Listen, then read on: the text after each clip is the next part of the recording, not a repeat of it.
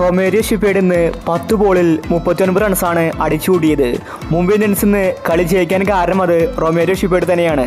താരത്തിന്റെ ലാസ്റ്റ് ഓവറാണ് കൂറ്റൻ ടാർഗറ്റ് സമ്മാനിച്ചത്. സെക്കൻഡ് ബാറ്റിംഗിൽ ഡൽഹിയും ഇന്ന് 201 റൺസ് എടുത്തിട്ടുണ്ടായിരുന്നു. ഇന്ന് മാൻ ഓഫ് ദി മാച്ച് ലഭിച്ചത് റൊമേരിയോ ഷിപ്പേഡിനായിരുന്നു. ശേഷം താരം പറഞ്ഞ കാര്യമാണ് നമ്മൾ ഈ ഒരു വീഡിയോയിൽ നോക്കുന്നത്. ഇതുപോലത്തെ IPL ന്യൂസിന് വേണ്ടി ഈ ചാനൽ മറക്കാതെ സബ്സ്ക്രൈബ് ചെയ്യൂ. അങ്ങനെ ഒടുവിൽ മുംബൈ ഇന്ത്യൻസ് കളി ജയിച്ചിരിക്കുകയാണ്. ഈ IPL-ലെ ആദ്യ വിജയമാണ് മുംബൈ ഇന്ത്യൻസ് ഇന്ന് സ്വന്തമാക്കിയത്. ഇന്ന് മാൻ ഓഫ് ദി മാച്ച് നേടി റൊമേരിയോ ഷിപ്പേഡ് പറഞ്ഞത് ഇങ്ങനെയായിരുന്നു: എനിക്കിപ്പോൾ സന്തോഷം തോന്നുന്നുണ്ട്. ഞാൻ കാരണമാണെന്ന് മുംബൈ ഇന്ത്യൻസ് കളി ജയിച്ചത്. ലാസ്റ്റ് ഓവറിൽ ഞാൻ അങ്ങനെ കളിച്ചില്ലായിരുന്നുവെങ്കിൽ ഒരു പക്ഷേ ഞങ്ങളുടെ ടീമൊന്ന് തോറ്റേനെ. കാരണം ഡൽഹി തിരിച്ചടിച്ചിട്ടുണ്ടായിരുന്നു. ഈ ഒരു അവാർഡിൻ്റെ ക്രെഡിറ്റ് ഞാൻ രോഹിത് ശർമ്മയ്ക്കാണ് കൊടുക്കുന്നത്. രോഹിത്താണ് എനിക്ക് കാര്യങ്ങൾ ഉപദേശിച്ചത്. താരം പറഞ്ഞതനുസരിച്ചാണ് ഞാൻ ബാറ്റ് ചെയ്തത്. പ്രാക്ടീസ് സെക്ഷനിൽ രോഹിത് എനിക്ക് ഒരുപാട് കാര്യങ്ങൾ പറഞ്ഞു തന്നു. ആ ഒരു കോൺഫിഡൻസിലാണ് ഞാനിന്ന് കളിച്ചത്. അതുകൊണ്ട് തന്നെ എനിക്ക് ഇന്ന് മാൻ ഓഫ് ദി മാച്ച് ലഭിച്ചു.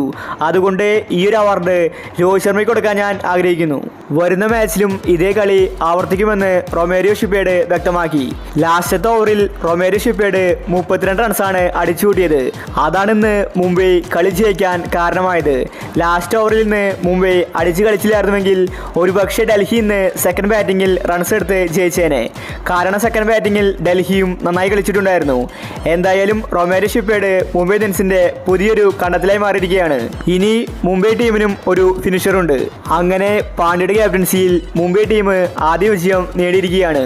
ഇനി അങ്ങോട്ടുള്ള മത്സരങ്ങളിൽ ഇതേ കളി ആവർത്തിച്ചാൽ മുംബൈക്ക് ഇനി പ്ലേ ഓഫിലെത്താം. മുംബൈ ഇപ്പോൾ തിരിച്ച് ട്രാക്കിലേക്ക് എത്തിയിരിക്കുകയാണ്.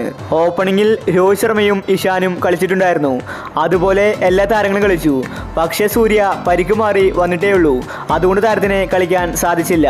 അപ്പോൾ ഇതുപോലത്തെ IPL ന്യൂസിന് വേണ്ടി ഈ ചാനൽ മറക്കാതെ സബ്സ്ക്രൈബ് ചെയ്യൂ.